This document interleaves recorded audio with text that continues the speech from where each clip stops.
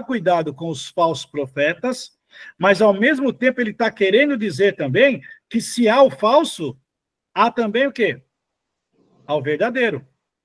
Ninguém ia falar, toma cuidado com os falsos, se não tivesse também o verdadeiro.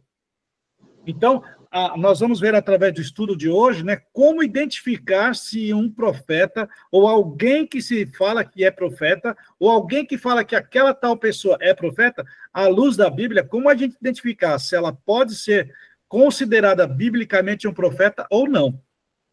E a grande controvérsia também é que, quando nós tratamos de grupos religiosos, um grupo religioso grande, na qual eu pertenço, o Sandro também pertence, talvez a irmã Terezinha, não sei se todos aqui pertencem, um grupo religioso influente no mundo, que está presente no mundo inteiro. Esse grupo religioso, ele entende que uma pessoa recebeu de Deus o dom de profecia. E aí, logicamente, que quem não faz parte desse grupo, a maioria das pessoas que não faz parte desse grupo religioso, contestam, não aceitam, e aí, daí para lá, muitos não ficam só na contestação.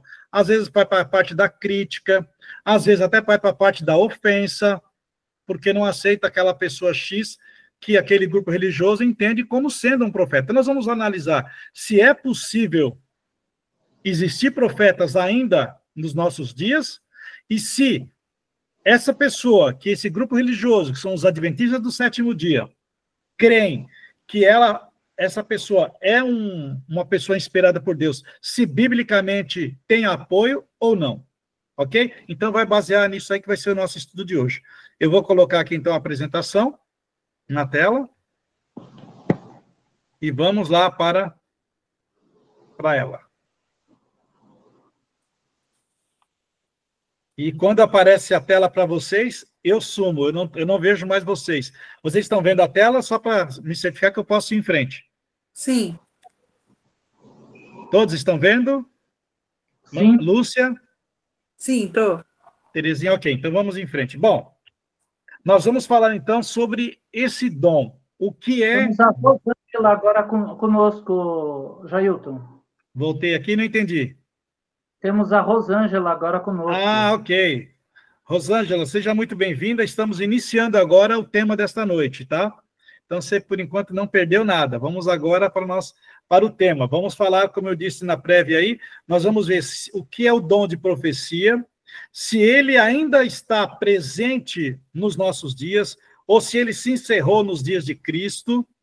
E também a pergunta que nós vamos fazer e vamos tentar responder é por que um grupo religioso grande, que são os adventistas do sétimo dia, eles entendem que o dom de profecia, esse dom de profecia se manifestou na vida de uma pessoa, e você já deve ter ouvido falar, talvez, não sei, que é essa pessoa chamada de Ellen Goldwhite, a qual os adventistas consideram ela como uma pessoa inspirada por Deus. Vamos ver, então, o que a Bíblia ensina sobre isso, depois nós vamos entrar mais na frente, podemos entrar na discussão em si, realmente, do ministério profético de Ellen White ou não. Bom, o dom de profecia. Então, vamos lá. Para nós entendermos o que é o dom de profecia, vamos fazer uma retrospectiva lá atrás. Quando Deus criou o ser humano, a Bíblia diz que ele falava todos os dias, na viração do dia, Deus descia ao jardim e conversava com Adão e Eva face a face. Aí depois você sabe o que aconteceu, entrou o pecado no mundo, Deus não podia mais se manifestar face a face com os homens, por causa que agora os homens passaram a ser pecador, e Deus, por ser perfeito, Deus não tem nenhuma paridade de Deus com o pecado. Então, se o homem se apresentasse diante de Deus, dado a glória de Deus, Deus iria fulminar o homem, porque o homem estava agora com o pecado. Deus tinha que fulminar o pecado, e o pecado estava no homem. Então, já não dava mais para o homem falar face a face com Deus. E qual foi a maneira que Deus instituiu para continuar tendo contato com a raça humana? Ele instituiu o ministério profético. Então, Deus passou agora a falar através de profetas. Deus foi levantando pessoas, homens e mulheres, pelas quais Deus passou a falar por meio deles. Então, É por isso que nós temos hoje a Bíblia. O que é a Bíblia? A Bíblia é um conjunto de livros, um conjunto de escritos feito por profetas, por homens e mulheres. Olha o que diz, vamos ler o que a própria Bíblia diz. Eu vou pedir a ajuda de vocês para não ficar falando sozinho. Então, alguém pode ler o que está em 2 Pedro, capítulo 1, versículo 20 e 21. Já está na tela aí. Pode acreditar que está de acordo com a Bíblia, viu? É a transcrição verdadeira da Bíblia. Quem gostaria de ler? Quiser, eu leio. Pode ler, pode ler. Sabendo, primeiramente, isto, que nenhuma profecia da Escritura provém de particular elucidação, porque nunca jamais qualquer profecia foi dada por vontade humana. Entretanto, homens santos falaram da parte de Deus, movidos pelo Espírito Santo. Então, aí está. O conteúdo da Bíblia, de Gênesis ao Apocalipse, a Bíblia está dizendo, a própria Bíblia, Pedro está dizendo que nenhuma parte da profecia é de particular elucidação. Toda ela foi dada por parte de Deus, vindo da parte de Deus. Deus escolheu homens e mulheres, mesmo que eles fossem homens falhos, mas eram homens separados, homens e mulheres que eram amigos de Deus. Viviam, andavam com Deus. Por isso Deus os chamou para esse ministério tão importante que era o ministério da profecia. Então, eles escreviam, eles recebiam as mensagens de Deus, escreviam e transmitiam para as pessoas. E depois, mais à frente, aí já bem depois, tudo isso foi feito um compêndio, né? E foi juntado para se formar o cânon sagrado, a Bíblia Sagrada que nós conhecemos hoje. E também nós temos que ter uma outra premissa em mente.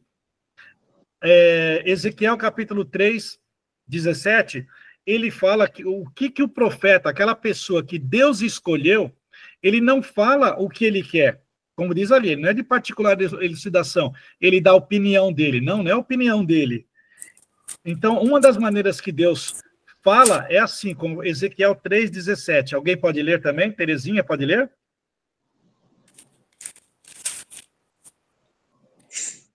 Está na tela, pode ler, está na tela. Filho do homem, da minha boca ouvirá a palavra e os avisarão da minha parte. Então, os profetas, algumas vezes, Deus falava e eles iam fazer o quê? Eles tinham que avisar da parte de Deus, ou seja, eles tinham que falar em nome de Deus para as pessoas, independente de como era a mensagem, se a mensagem era boa ou se era ruim, se era doce ou se era amarga. Uma outra premissa que nós temos que entender também, que Deus não faz absolutamente nada, ele não toma uma ação sem antes avisar. Então, quem gostaria de ler agora Amós 3, verso 7? Pode ler. Quem começar, pode ler.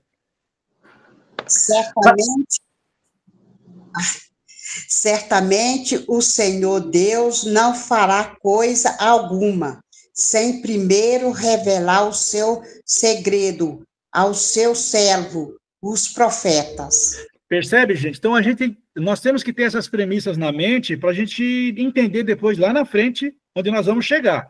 Então, Deus não faz nada sem primeiro alertar, avisar. Ele revela o segredo aos profetas. E como que Deus se revela aos profetas? Seria por meio de jogo de cartas, seria por leitura de mão, leitura de olhos, tarô, cristais. Não, Deus tem uma maneira peculiar de falar com os profetas. E agora eu peço para outra pessoa ler aí. O que diz Números 12, verso 6? Como Deus chama um profeta? Lúcia, lê para nós. Eu nem achei. Pode ler você. Está na tela. Pode ler você. Está na tela. Isso. Lê você. Vai lá. Pode ler, tenho vergonha. É para participar, então, pode participar. Então disse, ouve agora as minhas palavras. Se entre vós há profeta, eu, o Senhor, em visão, a ele, me faço conhecer ou falo com ele em sonhos. Eu vou voltar aqui, eu quero olhar para vocês agora, porque aqui nós já temos uma declaração muito forte da palavra de Deus, para a gente estar muito atento sobre essa questão de profetas, que hoje tem, para todo lugar as pessoas se falam profetas, nos movimentos cristãos, não cristãos, movimentos de diversos grupos religiosos aí, lá vai ter pessoas que se dizem profetas. Gente, a Bíblia é clara. Se há profeta, se Deus precisa de um profeta, Deus vai falar por meio de quê mesmo? Sonhos ou visões. Então, não é por meio de mão, não é por meio de adivinhação, não é por meio de você olhar e adivinhar. O sonho, e também não é aquele sonho, né, que a pessoa sonha lá e chega no dia seguinte e sai falando, Deus mandou falar isso, falar aquilo. Nós vamos ver já que tem algumas premissas também aí. Visões, nós vamos ver também como ficava um profeta bíblico ao receber uma visão. Então, tudo isso nós temos que levar em conta antes de sairmos acreditando em qualquer coisa. Vamos em frente. E aí, nós já vimos as definições dos profetas do passado, como Deus fala com eles, Deus chama eles mostra para eles através de sonhos ou visões, e depois eles transmitem ao povo. Só que quando Jesus veio ao mundo, ele conviveu conosco aqui por 33 anos, e ele foi para o céu. E aí, muitos pensam assim, quando Jesus veio, acabou o dom profético. Não tem mais profetas, não deveria ter mais. Isso é alguma coisa que as pessoas afirmam por aí. Mesmo sem olhar a Bíblia ou olhando, será que as pessoas entendem que sai repetindo por aí que não haveria mais profetas depois dos tempos de Cristo. Mas você vai lá em Efésios, capítulo 4, versículo 11, nós vamos ver que é possível sim, que Deus continuou. Quando Deus formou a igreja, Deus chamou os apóstolos para formar a igreja precisava se desenvolver, a igreja precisava crescer, expandir, pregar a mensagem de Cristo no mundo inteiro. E qual foi o método que Deus usou para que essa mensagem fosse pregada? Deus deu dons espirituais. Deus tem lá um grupo de pessoas, um grupo na igreja. Ele foi dando dons para cada pessoa, um dom diferente do outro, com o objetivo de aperfeiçoar, de pregar a mensagem. Vamos ver o que diz Efésios 4:11. Agora, pode ser, agora é a vez da Terezinha. Se tiver outra, quiser, Rosângela, e quiser ler também, pode ler, Rosângela. Rosângela? Ela não está ouvindo? Acho que ela está com... Então, tudo bem. Então, manda você, Terezinha. E ele mesmo concedeu uns para apóstolo, outros para profetas, outros para evangelista e outros para pastores e mestre. Percebe, gente? A gente não pode negar as escrituras. A Bíblia é clara.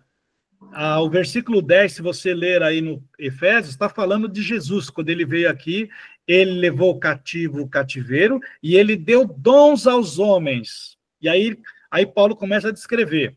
Ele deu dom, que tipo de dons? Para apóstolos, profetas. Então, viria sim, Deus iria chamar para a igreja, na igreja, Deus precisaria sim de profetas, precisaria de evangelistas, precisaria de pastores e precisaria de mestres para que a igreja pudesse crescer. Então, a gente tem que entender isso, que a Bíblia não se nega, ela está afirmando que haveria de ter apóstolos, profetas, evangelistas, pastores e mestres e vários outros cargos mais. Para que serve isso? Se você for ler lá Efésios capítulo 4, verso 12, eu vou ler aqui, tá? Estou com a Bíblia aqui comigo, não está na tela, mas eu vou ler. Para que serve? Para que serve os dons? Para que servem os dons?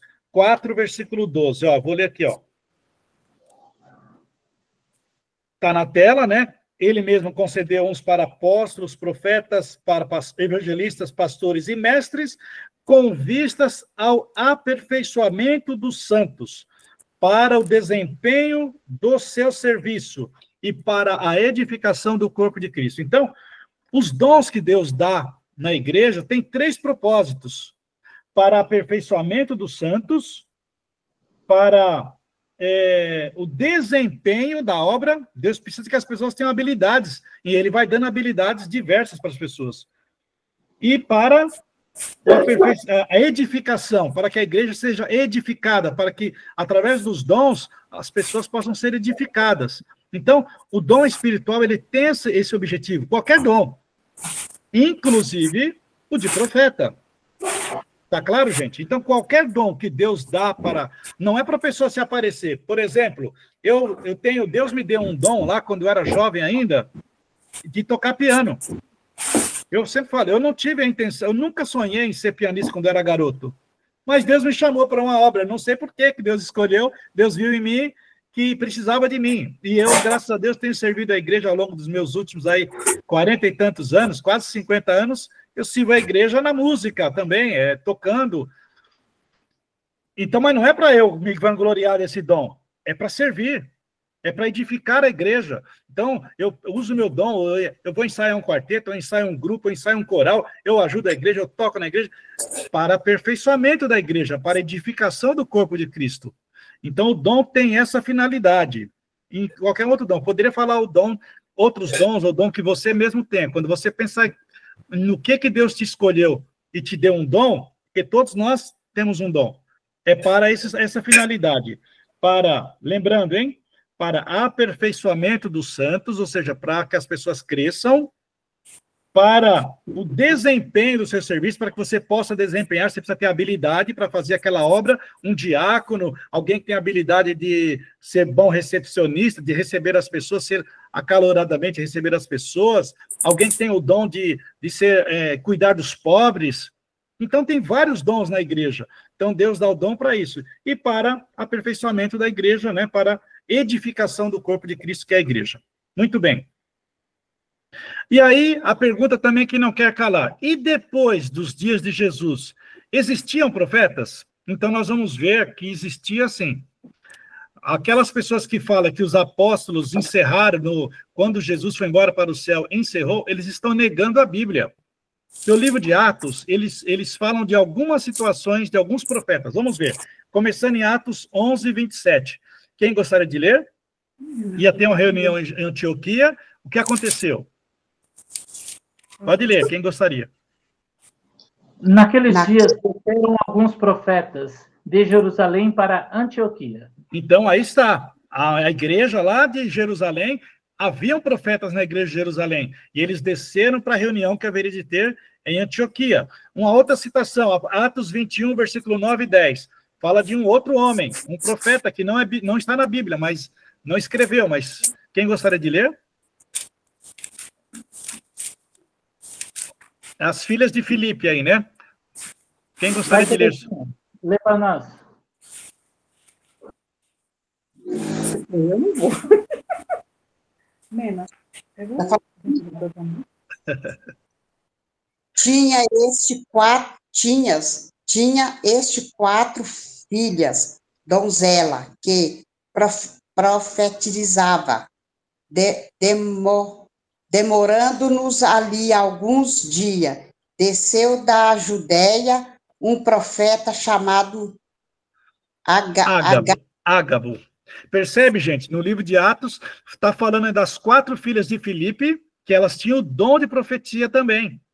E também tinha Ágabo, que era um profeta da Judéia, que também não tem livro escrito na Bíblia, mas era um profeta, a Bíblia está dizendo aí. Então, na igreja primitiva, havia sim profetas. Aí a pergunta é, e agora, nos últimos tempos, haveria de ter profetas também? E aí, o que vocês acham? Sim. Vamos ver o que a Bíblia diz. Então, como eu disse, não podemos negar a Bíblia. Joel, no capítulo 2, ele fala a respeito dos últimos dias. Olha só. Agora, primeiro, antes de Joel, depois nós vamos ler Joel. Eu quero falar para vocês, eu vou voltar na tela com vocês aqui agora. Quero olhar para vocês. Veja só, gente. Quando a gente vai estudar um tema como esse, ele não pode ser desagregado, não pode ser disperso de outros temas. A Bíblia, ela não é um emaranhado de assuntos que não tem nada a ver um com o outro. Pelo contrário, todos eles vão se ligando. A doutrina bíblica, ela é como uma corrente de vários elos. Então, um elo vai se ligando no outro, não tem como. Por isso que é crescente. Lembra, semana passada nós falamos sobre as 3 mensagens angélicas. A mensagem que deve ser pregada antes da volta de Cristo. Aí já tem um outro assunto que ela vai se ligando, um vai ligando no outro. E o dom de profecia, agora eu vou falar bem claramente assim. Nos nossos dias, a Bíblia fala de um grupo que a Bíblia chama de remanescente. O que é remanescente? Remanescente é o que sobra, o que fica. E quando você vai estudar a Bíblia, vai estudar o livro do Apocalipse, o livro do Apocalipse é um livro que antecedeu a história. Ele contou a história antes da história acontecer. Então, se você vai lá no Apocalipse, no capítulo 12, é um capítulo que trata da história da igreja. Dentre muitos temas que o Apocalipse trata, no capítulo 12, ele narra a história da igreja saindo das mãos de Jesus Cristo e chegando até hoje, onde nós estamos hoje aqui, até os nossos dias. Ele narra, ele fala que a igreja iria passar por um período de perseguição, ela iria passar um período em que ela não podia estar vista, ela estava escondida, porque a perseguição nas grandes cidades era muito grande. Ela fala do estabelecimento de um poder perseguidor, um poder que iria massacrar a igreja, mas Deus iria sempre conservar um remanescente, um pouco. E depois que esse período acaba, esse período é um período longo, profético na Bíblia, nós podemos estudar isso uma outra oportunidade também. Esse período é tratado, você já ouviu falar sobre a Idade Média, é um período de domínio de um grupo religioso, de uma igreja dominante. E essa igreja dominante, ela iria dominar o mundo por aproximadamente, não, exatamente por 1260 anos. Lá o Apocalipse antecipou e Daniel também antecipou. Quando esse movimento caísse, isso aconteceu quase no ano de 1800, em 1798, esse grupo religioso, essa igreja dominante, ela caiu, ela teve uma queda, ela parou de ter a influência que ela tinha no mundo até então, perdeu essa influência por um período. A partir daí, a igreja verdadeira de Cristo, não a dominante massacrava. A igreja de Cristo, ela estava escondida, ela estava nos pequenos, em lugares distantes, especialmente na Europa. Era o lugar onde a civilização estava ali.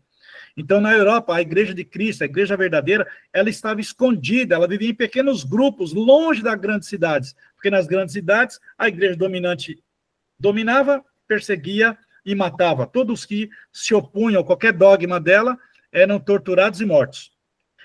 A partir daí, nós vamos entrar agora, eu vou voltar para a tela aqui, quando você vai no capítulo 12 de Apocalipse, a conclusão dessa história é isso aqui, ó. Conclui assim a história. E eu quero pedir para alguém ler de novo. Vai, Espera aí, pode ler. Pode ler, gente. Pode ler, Sandro. Irou-se o dragão contra a mulher e foi pelejar com os restantes da sua descendência, os que guardam os mandamentos de Deus e têm o testemunho de Jesus. Então, gente, o que a Bíblia está dizendo aqui é assim, olha, depois desse período, quando a igreja dominante iria cair, já estava profetizado, isso aconteceu em 1798. A partir desse período, a igreja verdadeira, a igreja que estava escondida, ela iria voltar a ser uma igreja visível de novo. Só que o dragão, ele usou os sistemas, todos eles, para perseguir durante esses 1.200 e tantos anos, ele massacrou a igreja. Mas ele não desistiu do intuito dele de destruir a igreja. Quando a Bíblia fala aqui, irou-se o dragão contra a mulher, mulher, você sabe, significa igreja. Então, irou-se o dragão contra uma igreja. E foi pelejar contra quem? Com os restantes da sua descendência. Esse restante da sua descendência, como eu falei, é o que passou pela Idade Média e subsistiu. E aí, gente, essa igreja, esse grupo que a Bíblia chama de remanescente, ó, restantes, é a mesma coisa que remanescente, a Bíblia dá o nome e o endereço deles. Percebe? Então, essa igreja que o diabo odeia, tá lá, ó, irou-se o dragão contra a mulher, e foi pelejar com os restantes, com o que sobrou, ele continua perseguindo, ou seja, continua perseguindo. Quem são eles? Gente, aqui está a chave para você entender, a igreja de Deus é essa aqui, ó. Os que guardam os mandamentos de Deus. Então, você quer saber qual que é a igreja de Deus? Qual que é o remanescente? Qual que é o restante que sempre tem um pouquinho que sobra que obedece a Deus? A Bíblia dá o nome. Guardam os mandamentos de Deus. E você sabe quais são os mandamentos de Deus? São 10. E você sabe também que, infelizmente, a maior parte do povo cristão, do movimento cristão, eles negam os mandamentos de Deus. Eles atacam os mandamentos de Deus. Eles são contra, eles falam que os mandamentos de Deus foram abolidos, que os mandamentos de Deus, a Bíblia fala que os mandamentos de Deus não são pesados. Eles falam, não, são pesados. Deus mudou porque Deus viu que o homem não tinha condições de guardar os mandamentos, aí ele cancelou. É isso que a gente vai escutando, não sei se vocês já escutaram. Eu já escutei muito disso. Mas a Bíblia afirma o quê? A igreja, o movimento que o diabo odeia e persegue, guarda os mandamentos de Deus. Tá bom, gente? Bom, aí eu diria para você quer saber qual que é a igreja verdadeira?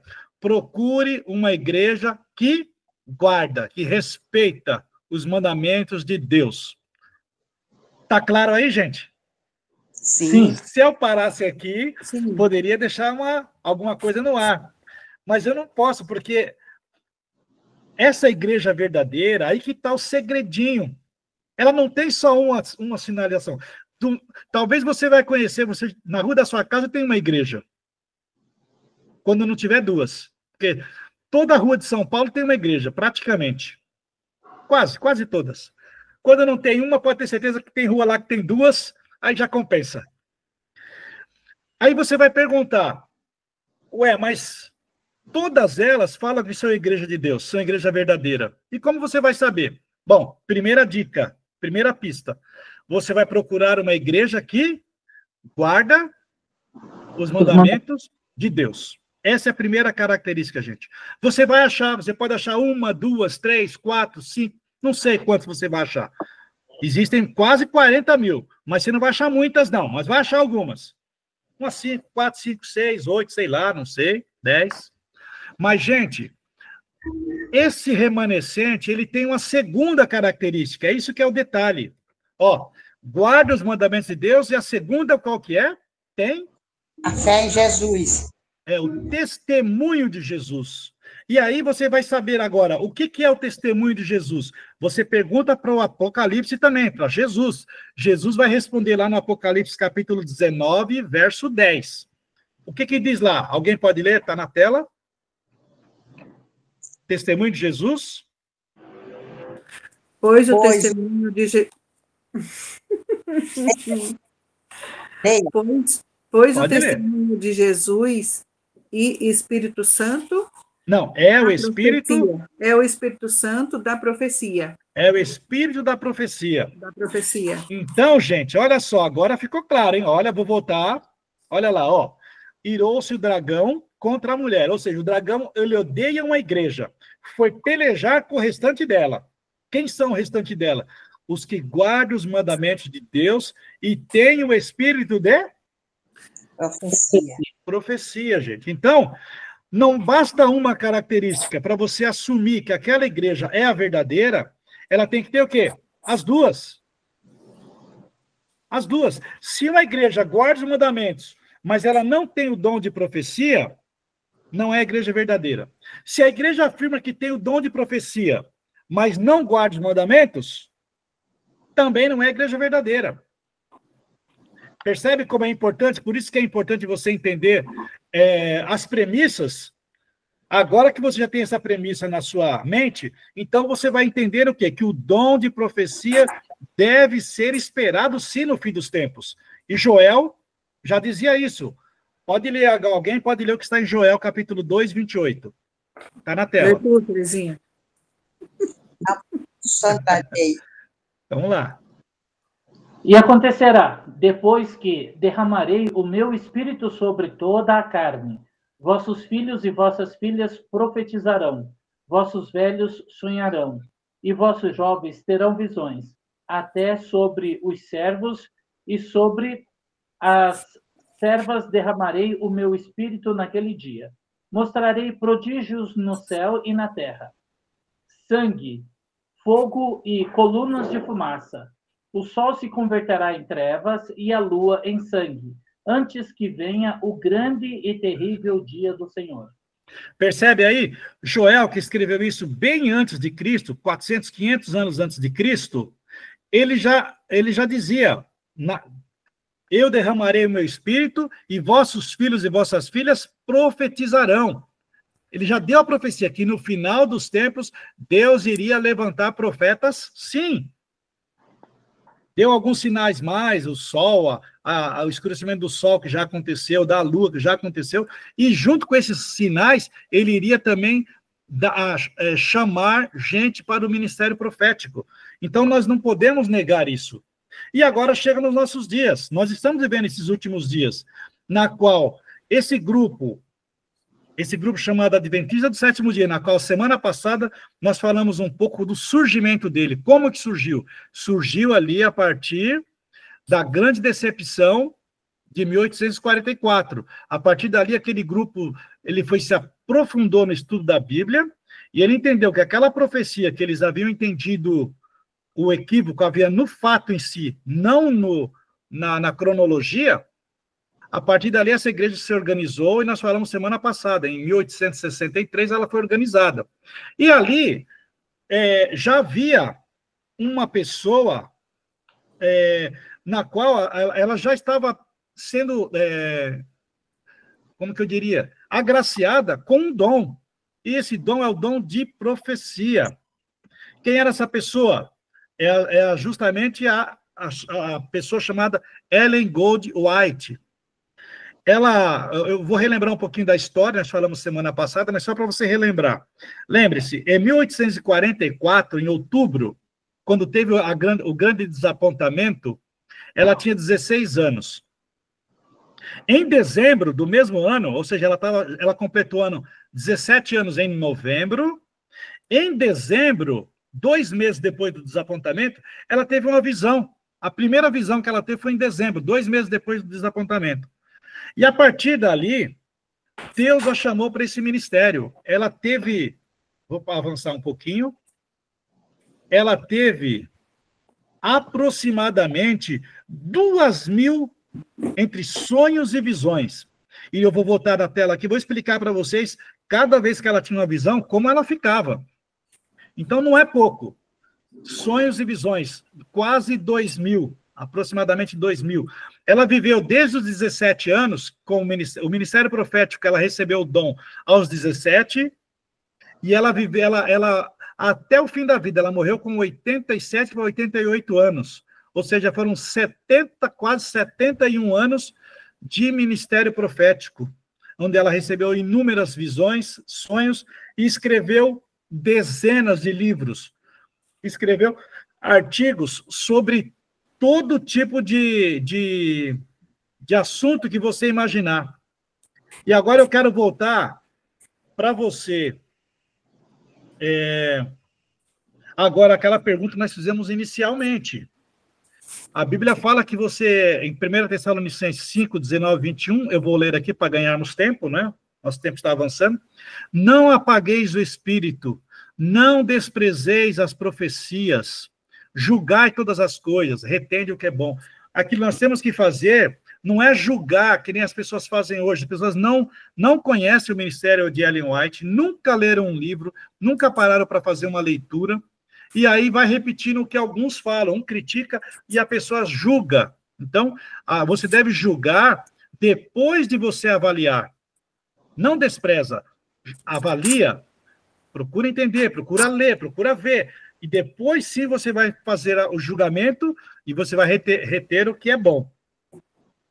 A pergunta que a gente tem que fazer sobre quando nós chegamos a esse assunto de Ellen White, por que que nós, adventistas do sétimo dia, acreditamos que Ellen White é uma profetisa verdadeira, ela realmente recebeu inspiração de Deus?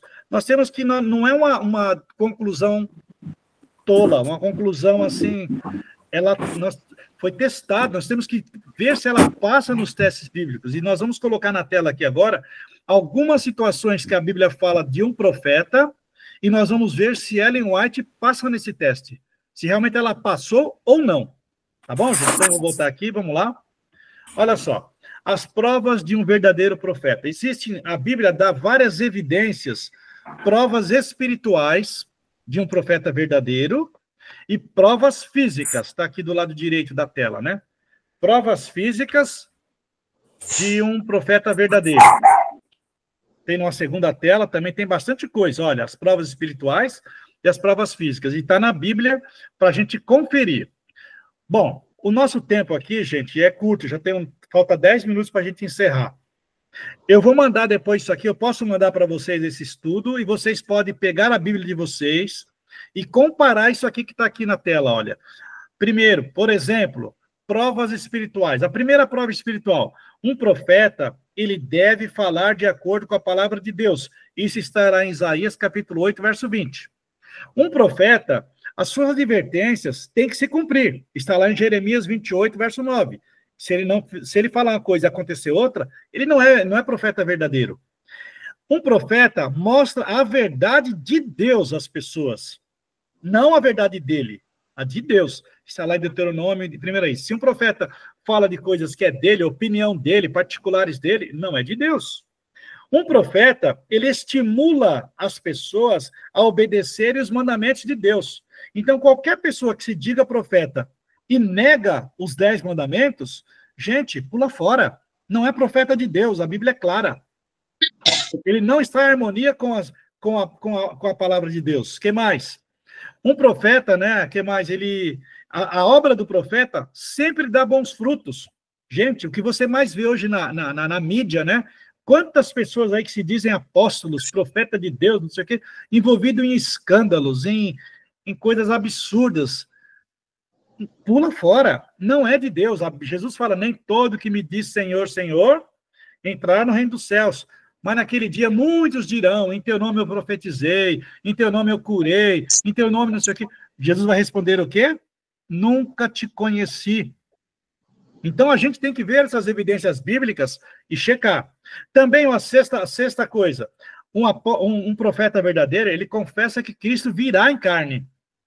Um profeta que fala que o contrário do que a Bíblia ensina, não é profeta de Deus. Um profeta verdadeiro, ele prepara o povo para se encontrar com o Senhor.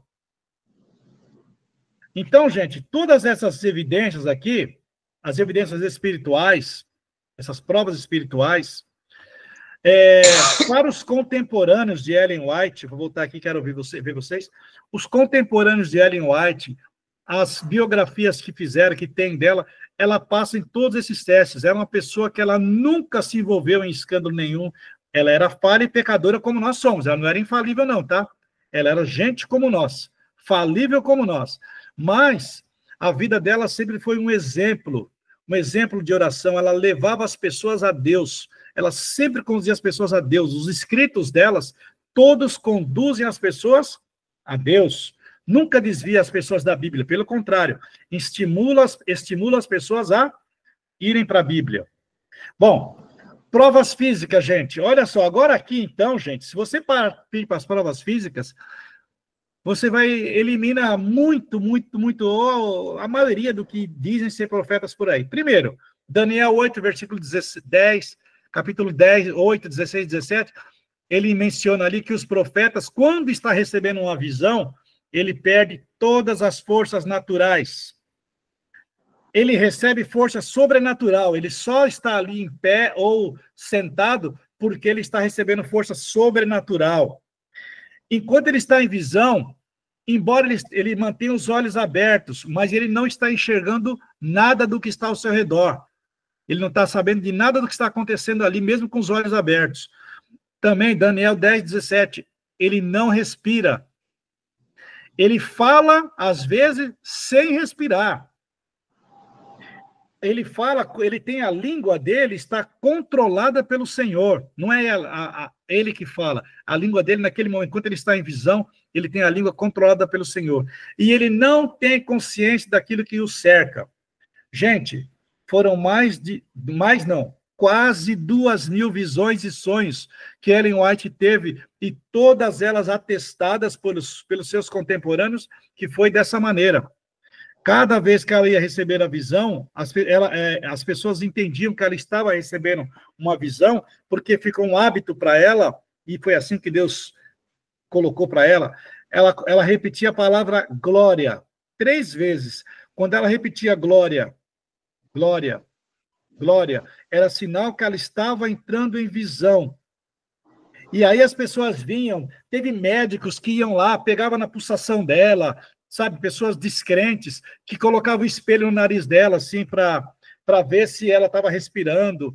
Todo esse tipo de teste, gente, físicos, as pessoas faziam, queriam checar realmente se era verdadeiro, que ela estava realmente em visão. E assim foi atestado por praticamente 2.000 entre sonhos e visões. Já falamos dos frutos, né? A Bíblia fala, pelos frutos os conhecereis. Ellen White deu muitos frutos, os maiores frutos que Ellen White poderia dar, você vê, né? Está aí o movimento adventista do sétimo dia. O movimento adventista do sétimo dia é uma fortaleza na parte espiritual, uma fortaleza na parte educacional, uma fortaleza na parte de saúde. Por quê? Porque Deus orientou ela para tudo que foi a base da igreja, essas partes organizacionais, não doutrinárias, hein, gente? Presta atenção. A parte organizacional do movimento adventista, ele se estabeleceu baseado em orientações que Deus mandava por meio de Ellen White. Como que deveria a igreja se organizar, onde que ela deveria investir seus recursos. Então, o ministério profético foi muito importante para essa ajuste do movimento que estava se formando. E aí, algumas perguntas, as pessoas falam assim, por exemplo, os escritos de Ellen White, eles estão no mesmo pé da Bíblia? Ela mesma responde, ela já respondeu isso. Quem gostaria de ler a declaração dela sobre isso, quando foi perguntada? Eu leio. Mensagens Escolhidas, volume 1, páginas 17 e 18. A senhora White escreveu, tomo a Bíblia tal como ela é, como a palavra inspirada. Irmãos, nenhuma mente ou mão se empenhe em criticar a Bíblia. Apegai-vos à Bíblia, tal como ela reza. Então aí está, né? A própria irmã Ellen White, os escritos dela, gente, tem um objetivo, é levar as pessoas à Bíblia. Não é desviar as pessoas da Bíblia. Pelo contrário, quando você lê os escritos de Ellen White, você é motivado a estudar mais a Bíblia, porque ele fala da Bíblia, ele ajuda você a entender mais algumas coisas da Bíblia, você vai na sua linguagem, no nosso tempo, falando das nossas lutas, das coisas contemporâneas da nossa geração. Por isso Deus levantou um profeta, uma profetisa no caso, que foi ela, para que falasse a nossa língua, da nossa geração, entendesse a nossa cultura, o nosso jeito de ser, e Deus usa para você entender, né? Entender a Bíblia como ela é. Por isso que a irmã White fala, ninguém ouse criticar a Bíblia. E ela fala também, né, que os escritos dela têm esse objetivo. Deixa eu voltar lá. Não está aqui, né? Está no outro. Ela fala, né, que os escritos delas devem conduzir pessoas ao arrependimento, pessoas a estudar mais ainda a palavra de Deus. Bom, gente, para vocês terem uma ideia da abrangência, da importância dos livros de Ellen White, ela tem um livro chamado Educação. É um livro que fala, o nome já diz, né? Educação. Fala sobre como que a educação deve ser, eles falam muito hoje em Paulo Freire, né? Não, Ellen White, esse homem aqui, olha, era o primeiro ministro, aliás, ministro da educação da antiga Iugoslávia, lá na década de 30, sabe o que ele fez? Ele tinha que participar de um seminário.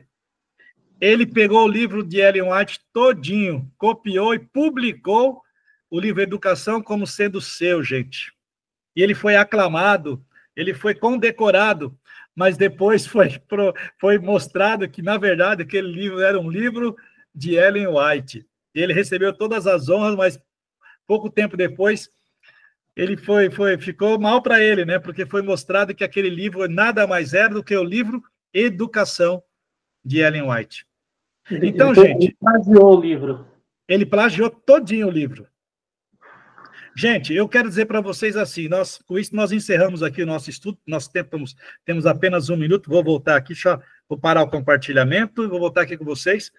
É assim, gente, quando a gente tá pensando em ministério de Ellen White, a primeira coisa que eu falo, porque a gente, como eu disse, nós vamos partir de algumas premissas que eu já falei. Primeiro, haveria de ter profeta, sim. Jesus falou. Paulo falou que haveria de ter profeta. Joel profetizou que haveria de ter profeta. A igreja verdadeira dos últimos dias, que a Bíblia chama de remanescente, ela tem 2 características. Guarda os mandamentos e tem o testemunho de Jesus, que é o espírito de profecia. Se a igreja... Vou falar agora, se eu não sei quantos aqui são adventistas, se vocês todos são, se vocês não são, eu vou falar o que nós cremos, tá, gente? A igreja adventista do 7º dia, ela não seria a igreja verdadeira se ela não tivesse o dom de profecia. O dom de profecia não é de Ellen White, é da igreja, é do movimento. Deus chamou esse movimento, e para esse movimento, Deus achou que era necessário e importante dar a esse movimento o dom de profecia. Por isso, não é Ellen White, que ela poderia ser outra, como se você vai ver a história, Deus chamou outras 2 pessoas antes de Ellen White, as pessoas rejeitaram o convite. Rejeitaram. Aí a terceira pessoa foi Ellen White. Você vai ver que Ellen White, ela foi uma garota com 9 anos, ela abandonou os estudos. Ela é praticamente semi-analfabeta. Ela tinha muito pouco recurso intelectual assim, de estudo. E o que ela escreve, gente, o que ela fez, o que ela deixou o legado que ela tem para a humanidade é coisa espetacular. Na área de medicina, na área de educação e mesmo na área espiritual. Então, todas as evidências, as questões físicas, as questões espirituais, nos levam a acreditar, sim, a aceitar Ellen White como sendo uma profetisa de Deus, uma pessoa que foi iluminada, inspirada pelo Espírito Santo. Ela não poderia fazer o que ela fez se ela não fosse inspirada por Deus. Não tem como. Humanamente falando, é impossível. O espírito de profecia que a igreja adventista possui são os escritos de Ellen White. Nesse momento, sim, mas poderia ser outros também. Não é só isso, não. Porque, gente, lembra que eu falei da corrente, do elo? Quando você vai estudar a Bíblia, o movimento adventista, Deus deu um privilégio para o movimento adventista de entender o quê? As profecias. As profecias. Então, é um dom que Deus deu para a igreja. O ministério de Ellen White é parte do dom, mas é muito mais. Deus chamou esse movimento adventista para uma obra. Lembra que nós falamos semana passada? Quando terminou o desapontamento, Apocalipse 10, verso 10, diz o quê? É necessário que profetizes outra vez. Então, o movimento adventista é um movimento profético, porque ele é profético. A Bíblia, ele cumpre os requisitos proféticos. E, dentre eles, Deus deu para esse movimento profético o dom de profecia, de entender as profecias. E também o dom de profecia através do ministério de Ellen White, que dirige, que guia, que ajuda as pessoas a irem para Deus, não afaste de Deus. O objetivo não é afastar de Deus. E o convite que eu faço é qualquer pessoa que critique o ministério de Ellen White, por favor, leia um livro que seja. Se você ler um livro de Ellen White e você encontrar lá qualquer coisa que desabone, que não bate com a Bíblia, aí eu te dou todo o direito de você falar, opa, esse não é um profeta, não é profetisa de Deus. Você vai encontrar, ela tem Só em português, aproximadamente 90 livros traduzidos em português. Em inglês, existem 150 livros, ou seja, 60 livros ainda não foram nem traduzidos para o português. Você pega qualquer desse livro, um livro que você leia. Eu convido você a ler, que não leu ainda, O Desejado de Todas as Nações. Gente, se você ler esse livro e você não chorar a cada capítulo e você não se apaixonar mais por Jesus a cada capítulo, gente, aí o problema não sei onde pode estar, não. É uma coisa assim espetacular, gente. Eu convido vocês a fazerem isso. Quem tem dúvida do ministério de Ellen White, leia um livro. E eu sugiro, leia O Desejado de Todas as Nações. Em todo caso, eu vou mandar aqui no grupo, depois para o Sandro, um livro, um pequeno, menorzinho dela, que chama Caminho a Cristo. É um livro pequeno. Leia esse livro, gente. Leia. Se você encontrar alguma frase, alguma coisa que não bata com a Bíblia, olha, você pode sim descaracterizá-la. Tá bom, gente? É o desafio, hein? Olha que desafio. Muito bem. Eu tenho ainda uma última pergunta ainda para fazer para ti. O que Ellen White fala sobre as 3 últimas mensagens da igreja remanescente? Na verdade, a gente estudou a semana passada. A Bíblia ensina que esse movimento, ele deveria estar focado em dar 3 recados para a humanidade. Nós estudamos a semana passada. E a irmã Ellen White, a escritora Ellen White, ela só amplia esse ensino, na verdade, essa ajuda a nos entender melhor, quando ela fala que nós realmente precisamos fazer isso. Não é brincadeira, não está lá na Bíblia à toa, não.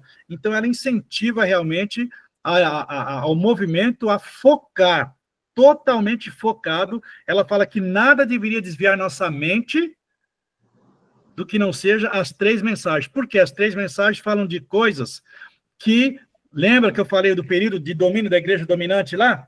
Destruiu a verdade. 1.200 anos de destruição. 1.200 anos de destruição da verdade bíblica. Então, Deus levantou o movimento adventista para restaurar as verdades bíblicas, e algumas delas estão contidas nas 3 mensagens angélicas. Fala de juízo, fala de restauração do sábado, fala de queda, de mistura, por que tantas religiões, mistura de verdade com erro, e ela fala da mensagem final, que ela fala daquele poder lá, que vocês já ouviram falar, né, da besta, para as pessoas não receberem a marca da besta, ou seja, você precisa entender o que é a marca da besta, para você não receber essa marca, e não adorar a besta, porque a Bíblia fala que toda a terra vai adorar a besta, exceto os que têm o nome no livro da vida. Então, é uma coisa preocupante, a afirmação é grave, toda a terra se maravilhou após a besta, adorá-la-ão todos os moradores da terra. E a Bíblia fala, não adore.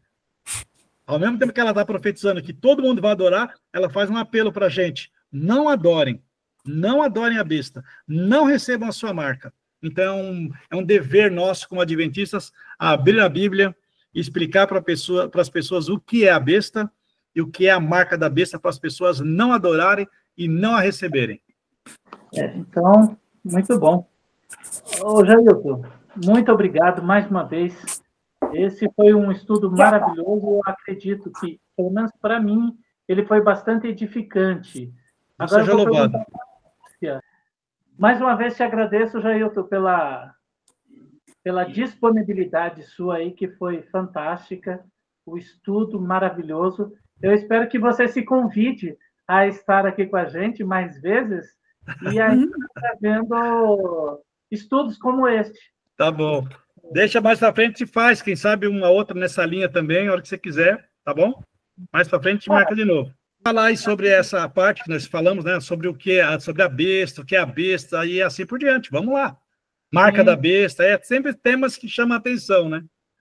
E que dá medo também, né? Não, mas aí que tá. Quando a senhora dá medo, mas quando a senhora conhecer a verdade, liberta. O medo vai embora. Quando lê a verdade, a gente sabe. Aí sim, quando a senhora sabe das coisas, pronto. Medo do quê? Se a senhora já sabe. E quando a gente não sabe, que a gente fica assim, né? Pode ser. No Apocalipse está falando muita coisa que está acontecendo no mundo, né? Com certeza.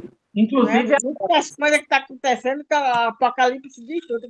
Às vezes Com eu escuto certeza. o Apocalipse e fala muita coisa que está acontecendo no mundo. isso. Com certeza, isso aí. E eu só vou deixar aí vamos lá, uma pitadinha assim, né? A Bíblia, ela fala aí de 2 poderes dominantes. Um que vem da água e um que vem da terra. Qual será deles que vai dar poder para o outro?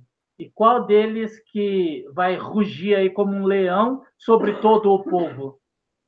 Esse é um assunto para ser bem tratado, né, Railton? Com certeza, com certeza.